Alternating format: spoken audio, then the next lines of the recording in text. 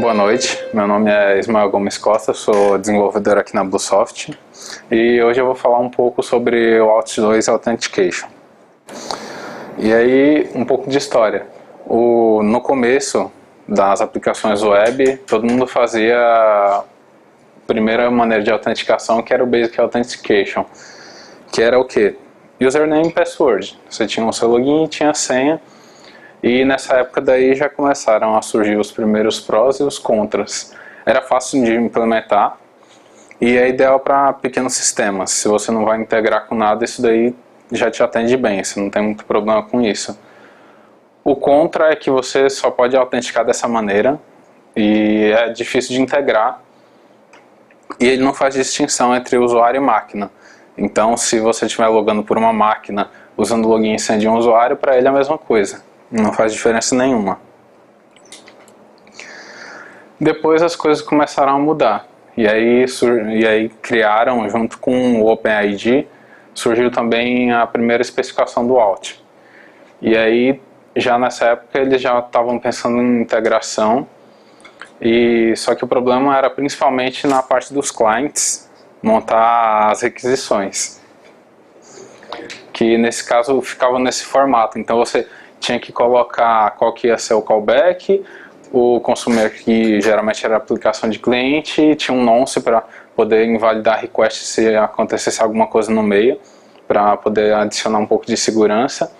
Tinha um hashmark e você ainda tinha que assinar o corpo da sua requisição. E tudo isso daí deixava muito custoso na hora de desenvolver. Teve uma falha de segurança que foi encontrada nisso daí também, tanto que depois eles criaram o AUT2.1a, que é uma outra especificação que ela adiciona algumas restrições de segurança no AUT1. Só que aí, como ainda não atendia tudo, o que eram os prós dele? Você já podia fazer um usuário em vários sistemas e não precisava mais ter session, você já podia ter somente o login que você conseguia acessar a aplicação.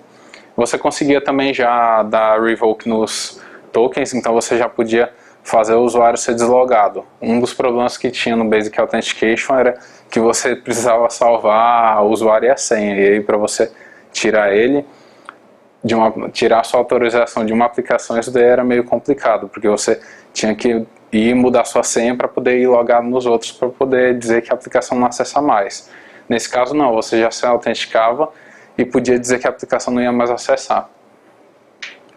Era difícil de implementar e não dava para salvar algumas informações adicionais sobre o usuário no servidor.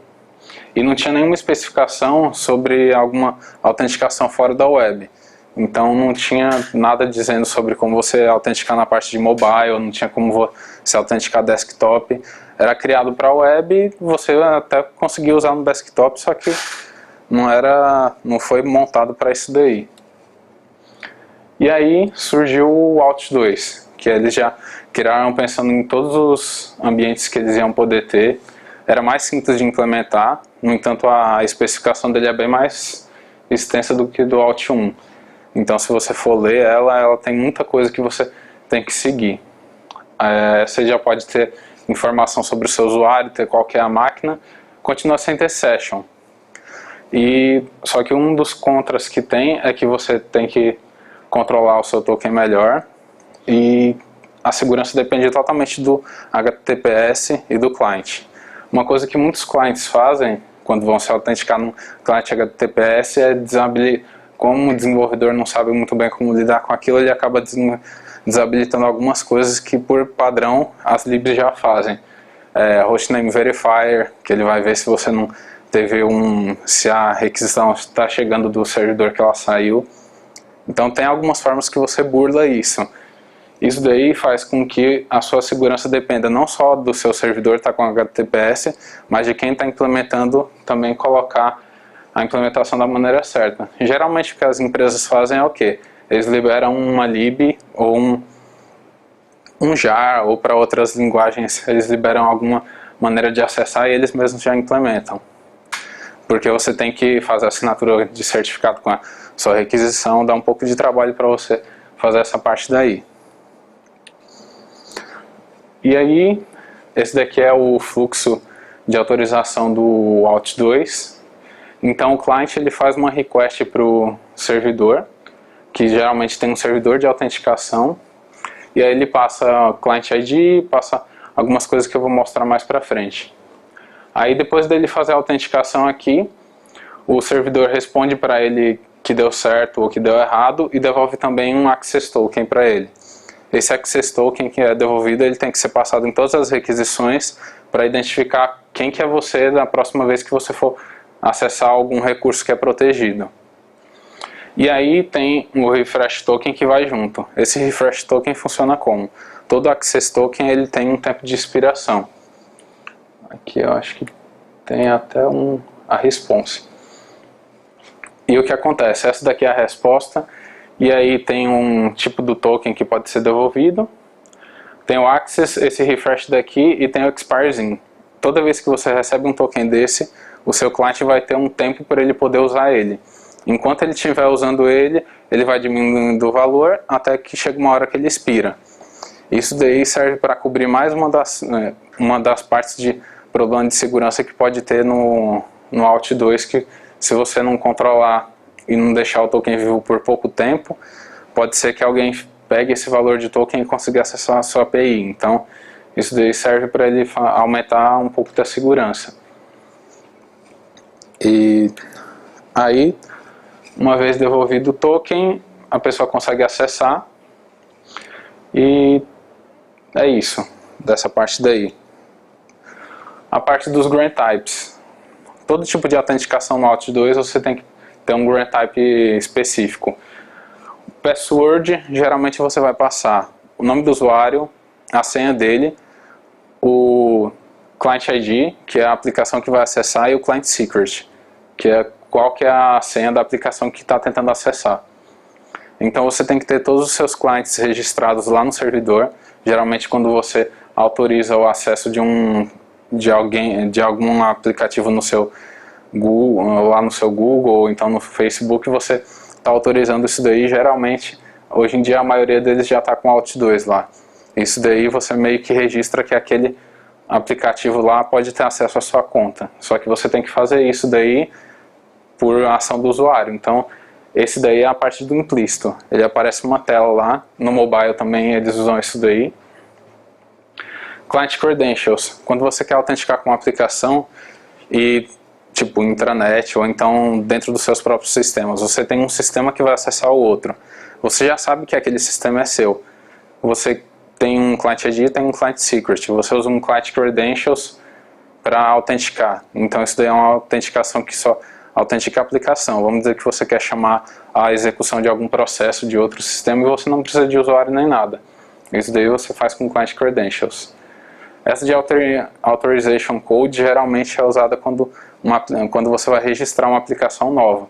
Então quando você registra uma aplicação nova, você usa essa forma de autenticação, que ela devolve um code que seria meio que a senha da aplicação que vai acessar o seu servidor de autorização.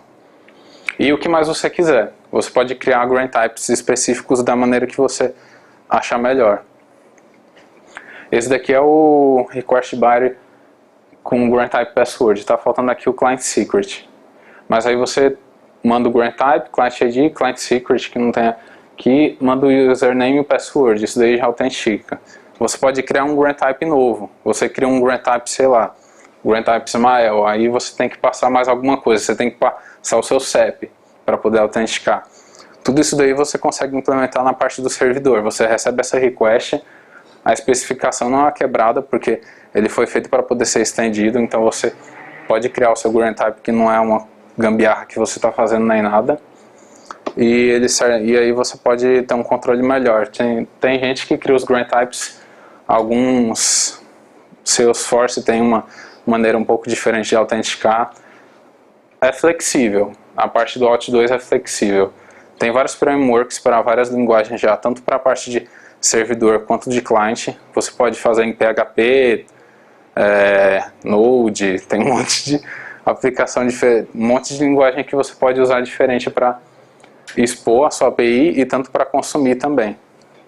A melhor que no caso do Java, o Spring Security Out 2 é uma das melhores implementações, eu já cheguei a usar ela, eu consegui customizar ela, não é custosa, você consegue configurar para só autorizar o seu servidor de autorização ficar no NoSQL da vida, e isso daí deixa a autenticação muito mais rápida e consegue centralizar. Uma das outras coisas que tem de vantagem nesse Out 2 daí é a parte do Single Sign-On. Geralmente tem se usado esse sistema junto com o Single Sign-On. A Spring soltou uma versão do Spring Security Cloud que você já vem com Single Sign-On ativado por padrão. Eu ainda não estudei, mas eu pretendo estudar para ver como funciona. E aqui estão as referências. Acho que vai ficar meio apagado. E eu pus a especificação, tem o site do próprio Out 2 e tem esse site que eu achei muito legal aqui, que é a BiblioAuth, que aí você vai ter informações para você estudar mais sobre isso. O assunto é extenso, não é uma coisa que você vai estudar pouco, mas depois que você entende como que funciona, dá para você usar para muita coisa. É muito legal. É isso. Obrigado.